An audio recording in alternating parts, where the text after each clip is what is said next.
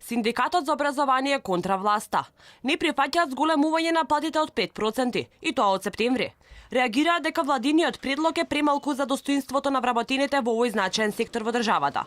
Реагираат и дека дејноста детска заштита воопшто не се соодействува со вистинските потреби и социјалниот статус на вработените. Се залагаме да биде од 1.1.2019 година, тоа е едното незадоволство, второто е од предложената висина на проценти.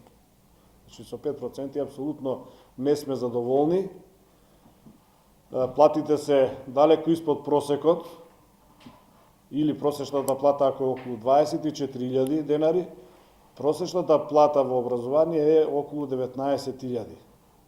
Значи од најниската што е 12.100 до највисоката во образование, не сметајќи ги платите на директорите, еве ќе кажам на наставниците и професорите, до 22.000. По неколкуте безуспешни повици за диалог со власта по писмен пат, сега синдикатот јавно ги повика ресорните министри да седнат на маса и да разговараат за реалните проблеми. Еден од нив е и проблемот со вработените на определено време, кој власта досега не го решава.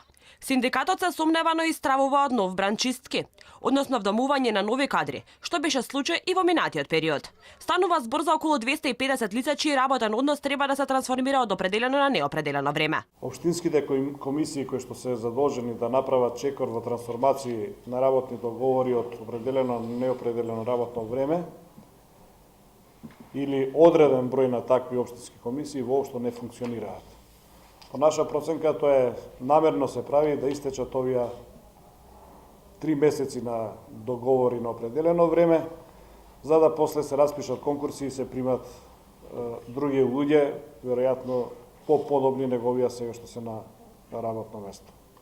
Кои се критериумите за примање на нови луѓе кои што ќе бидат подобни, може само да претпоставуваме. Правниот застапник на СОНГ, адвокатот Ванчо Шехтански, ги повика сите вработени кои се на договор на определено време во образование, наука и култура, да си ги остварат своите права. Сите што имаат непрекинато работно место кај ист работодавач повеќе од 2 години, да се обратат до регионалните канцеларии на СОНГ или на веб страницата каде има бесплатна правна помош од адвокатската канцеларија на синдикатот. Правото за остварување трансформација се остварува единствено доколку работниот однос се уште трае. Тој информира дека годинава се поднесени 94 тужбени барања, а поголемиот дел од нив се реализирани.